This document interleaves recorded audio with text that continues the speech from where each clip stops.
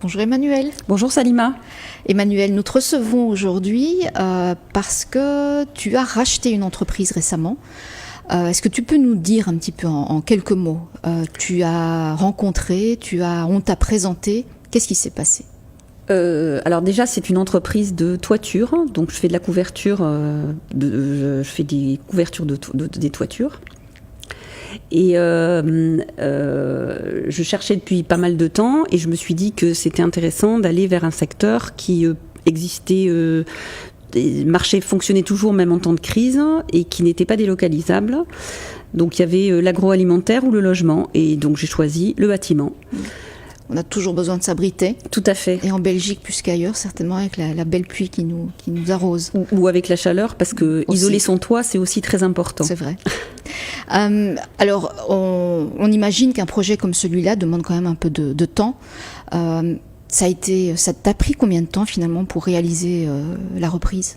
Alors 4 mois pour trouver le bon dossier. Et 7 mois pour de discussions et de négociations, puisqu'entre le moment, il s'est passé 7 mois entre ma première rencontre avec les cédants et la signature définitive. Et il se passe quoi durant tous ces mois, toutes ces semaines qui s'écoulent ? Ça discute, on avance, on revient en arrière, on refait, on défait, on redéfait des contrats, on détricote, on retricote. Et après, il y a toute la partie due diligence, conseil, parce que je me suis fait accompagner assez rapidement. Et ensuite, il a fallu que ce soit des spécialistes qui interviennent pour faire toutes les due diligence et des juristes pour faire tout le cadre juridique oui, autour. Tout à fait. Alors, on a maintenant une idée de ce que ça peut prendre comme temps. C'est pas nécessairement le cas tout le temps, mais c'est une hypothèse.